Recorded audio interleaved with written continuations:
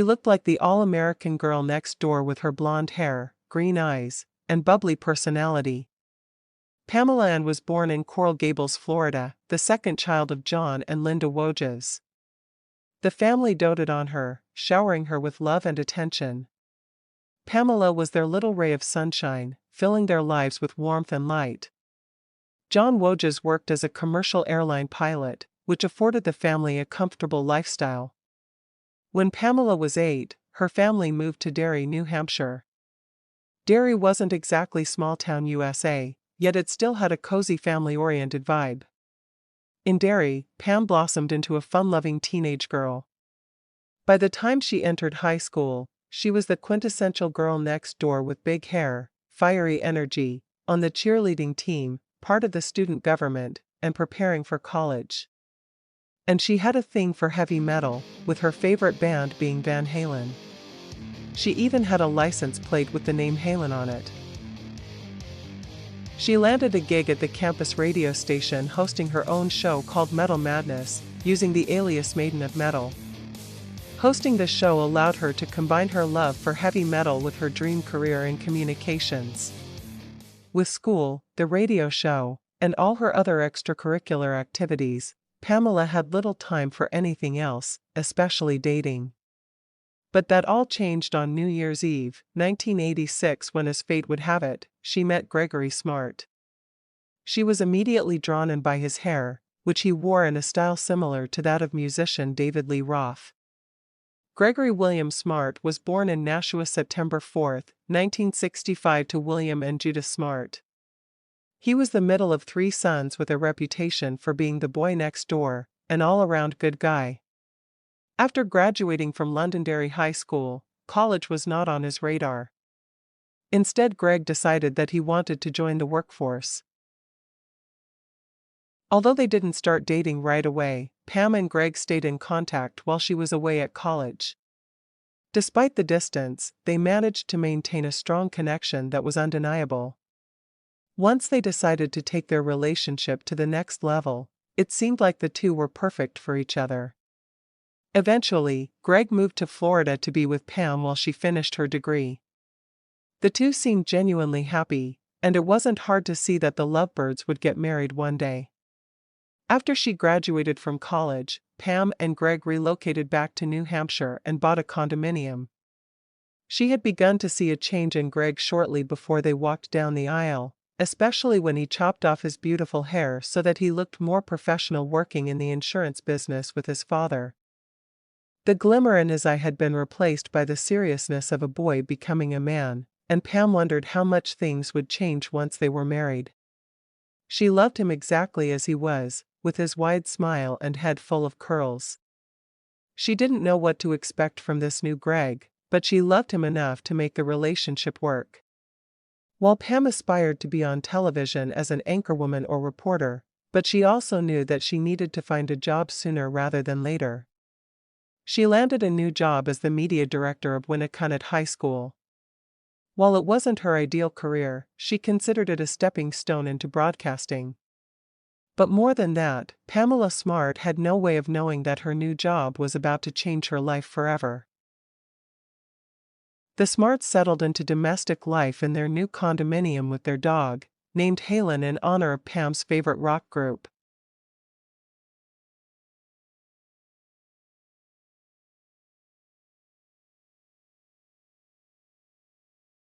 Although Pamela and Gregg exchanged vows, embarking on a journey that was meant to last a lifetime, beneath this veneer, turbulence was brewing. Despite their outward appearances, not all was harmonious in their domestic life, and fissures in their relationship began to widen. As Pamela embraced her role in the school media center, she crossed paths with a group of high school students. Among them was one particular young man, Billy Flynn, who would become pivotal in the unraveling of Pamela's life as she knew it. At 15, Billy was impressionable and yearning for direction. Encountering Pamela, who appeared so sophisticated, provided him an escape from adolescent uncertainties. And Billy empowered Pamela in ways that gave her a new sense of purpose. She was drawn to his energy. to the way he looked at her and made her feel as if she was the only person in the world. It was a dangerous dynamic, something that excited her when it should have caused her fear. Marriage had taken the passion out of her relationship with Gregg, and their life together became a predictable humdrum of routines, obligations, and expectations. Behind closed doors, an illicit affair bloomed, a secret bond that would lead to irreversible consequences. As emotions intensified, discussions gave way to darker plans, schemes that Pamela allegedly orchestrated, weaving a sinister tapestry of manipulation. What began as thinly veiled hints and vague propositions soon turned into darkly explicit plans that involved Pam and Billy being together once Gregg was out of the way. She was more vocal about how horrible her marriage was and how trapped she felt with few options for how she could leave her husband without completely destroying her life. It soon became obvious that Pam wanted her husband gone, and she wanted her 15-year-old lover to take care of the problem for her. But why such drastic ruin? For someone in Pamela's position, an escape from her strained marriage seemed insurmountable without drastic measures.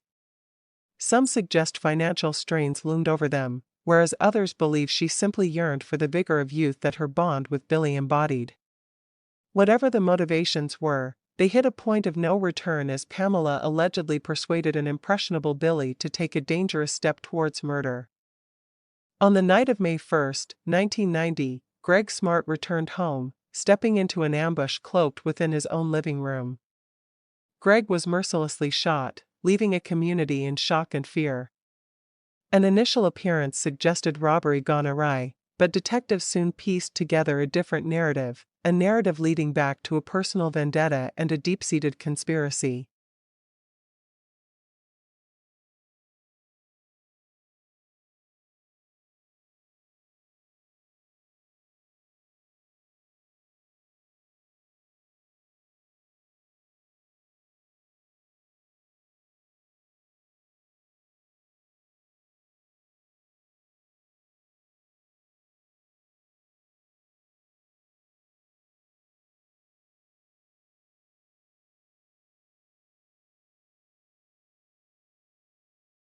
The orchestrated murder of 24-year-old Gregory Smart was initially referred to as a robbery gone awry.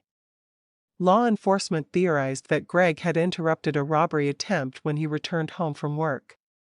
His body was found near the front door and he had been shot in the head at close range. They vowed to find the person or persons responsible for the crime, launching a full-scale investigation. Pamela played the role of grieving widow, complete with a media campaign she claimed was to help find her husband's killer. On the contrary, Pam came across as cold and disassociated. When she talked about her life with Gregg, her tone was flat and emotionless, never once shedding a tear for the man she called the love of her life.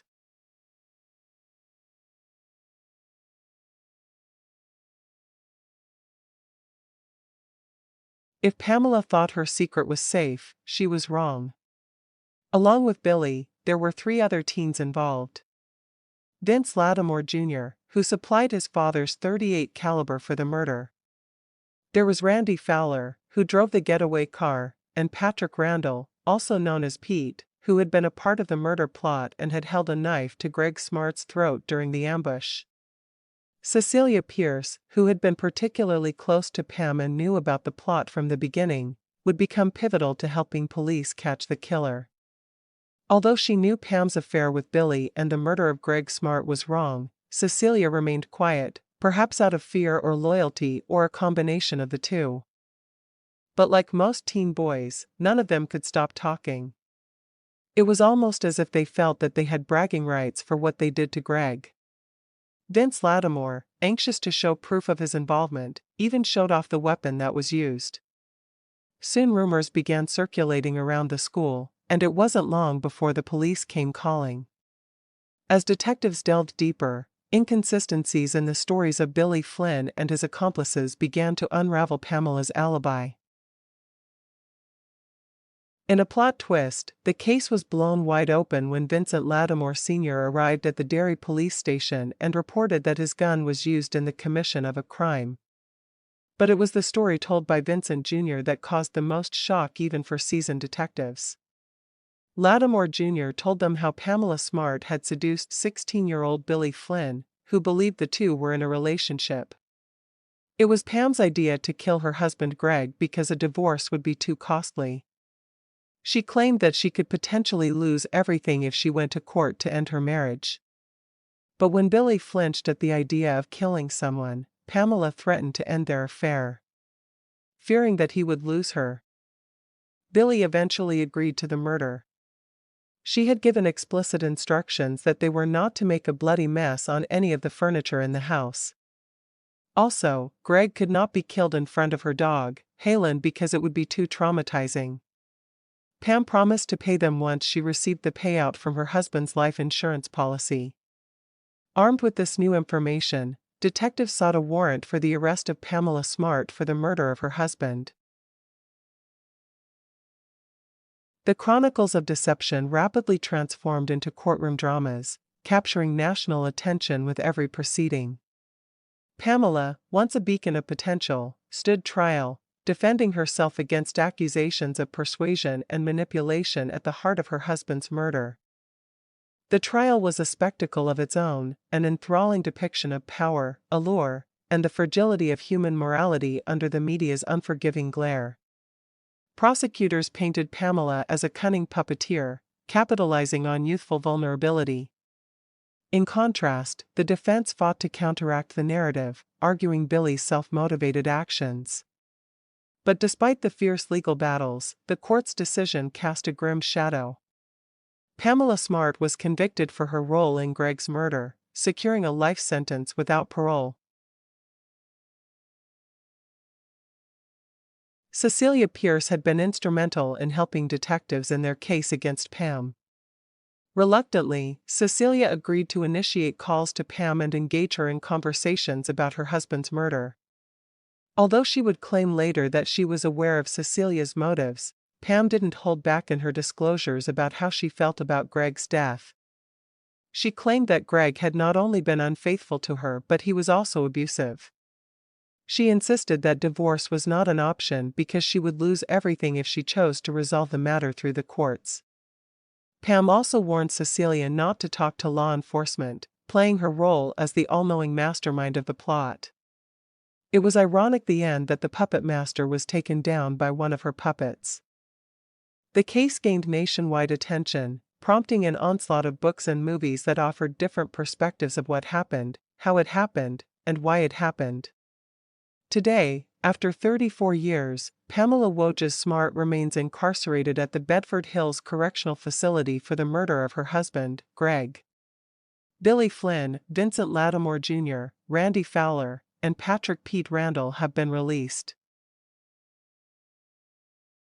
Supporters of Pamela Smart have lobbied for her parole, especially since the actual shooter had been released after decades behind bars. Pamela's family continues to proclaim her innocence despite the confessions of her accomplices and the wiretap tapes that were played for the jury in open court. As far as Pam was concerned, there had been no conspiracy and Billy Flynn acted on his own desire to get Gregg out of the picture. She conceded that her sexual relationship with a minor was wrong, but admitted that she loved Billy Flynn. With Cecilia, Pam cited jealousy as a motivation for the teen girl's betrayal. She theorized that Cecilia was in love with Billy and had become jealous that he was in a relationship with Pam. But there were still too many unanswered questions that hadn't been explained, questions that pointed directly at Pam as the mastermind of the murder. For instance, how did Billy get into the house without forced entry? How did the assailants know when Gregg would be home?